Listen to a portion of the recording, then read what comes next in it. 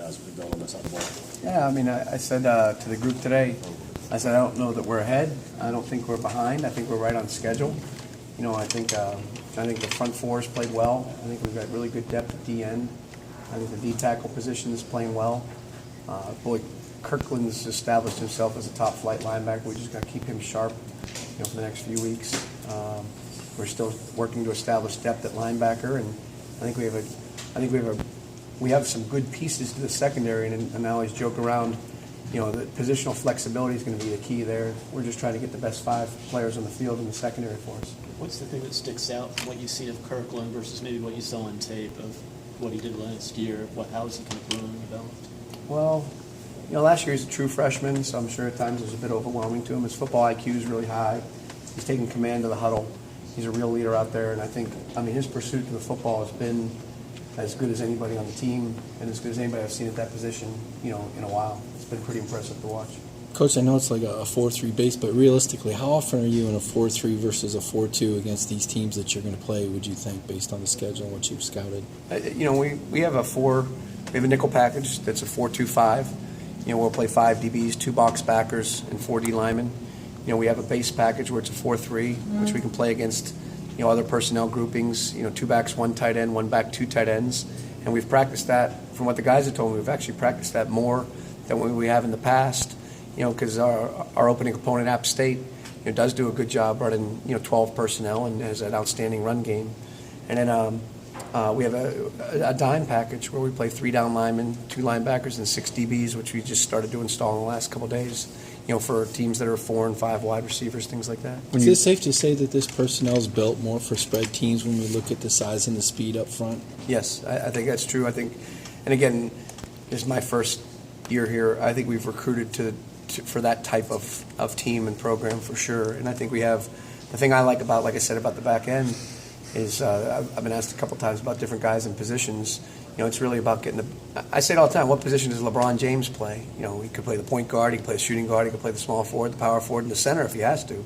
Well, that's what I keep trying to tell Rashawn Golden or Micah Abernathy or guys like that the more positional versatility they have, the better they're going to be. And, some of those DNs, because we have great depth there, positional versatility. We've talked to some of those guys on passing downs about moving inside, like what a Joey Bosa did at Ohio State or what a Robert Nkemdiche has done at Ole Miss. And we've shown them film of those guys and trying to create matchups and get the best players on the field for what the situation entails. How do you handle that rotation at defensive end?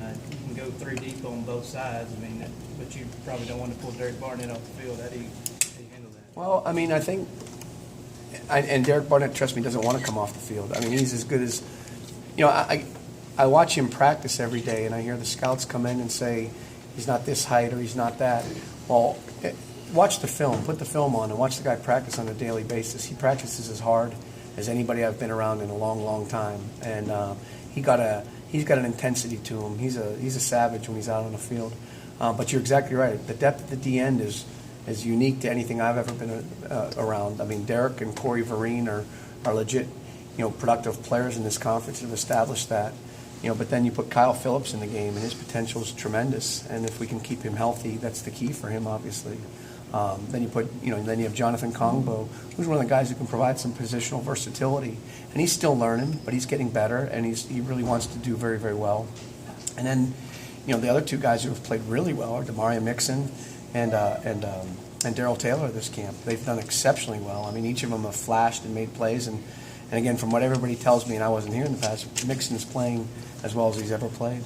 How is Congo from an attitude standpoint taking moving inside sub and going back out there? Well, I think it's how he's not the only one who's doing that. We have packages where Mixon's done it, Barnett's done it, and even Phillips has done it some. So, all those guys are doing a little bit of that stuff. And like I said, you present it, whether it's in the secondary or up front, you present that LeBron James analogy that, he can play the 1, 2, 3, 4, or 5. Well, hey, Jonathan, if we think the weak link's the guard, maybe we'll put you in a position where you can take advantage of a matchup there.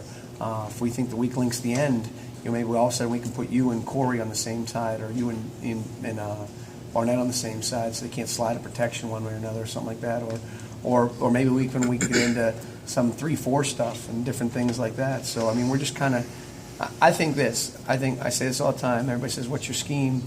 The scheme is based on, it's personnel-based, not scheme-based. It's identifying what players do well, putting them in position to be successful. And Jonathan and I, literally, before I came down here, we're having this conversation about all the different things that he can do. And I'm not going to ask him to do 25 different things. It's going to be asked to do 2 or things really well in a game. And the advantage is now we can rotate guys in and out and not have a significant drop-off at that position.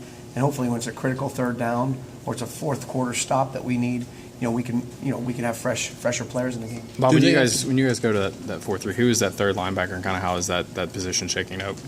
It's been Kenny Bynum, and he's played that before in the past. It's also been Dylan Bates, and Colton Jumpers practiced that position as well. It's just a Sam linebacker in a traditional 4-3 set. I could talk about Kenny all day long. He stands for everything that's right in college sports. He's a great student who did an internship program in England this summer. And to me, I always try to get Kenny, Danny O'Brien, or LaTroy Lewis to talk to the group because they're the guys who've been here 5 years. So I have a lot of respect and admiration for him, and we're trying to provide him a role, and he's bought into that and understands that that's how he's going to contribute to helping us be the team we want to be. With all the positional flexibility that you're talking about, what's the mental capacity have to be for your guys to be able to handle all of that? And how do you manage to make sure you're not putting too much on, whether it's Jonathan or somebody else, that they can do what you want them to do flexibility-wise, but it's not overloading them? You quality control yourself, and again, I like to think that we, on the defensive staff, I think we do a really good job. We're teachers first, so we take it, we present it whole part whole. I'll present it to the defense, then the position coaches will go back and kind of do their intricate parts, and then we'll come back out and walk through it.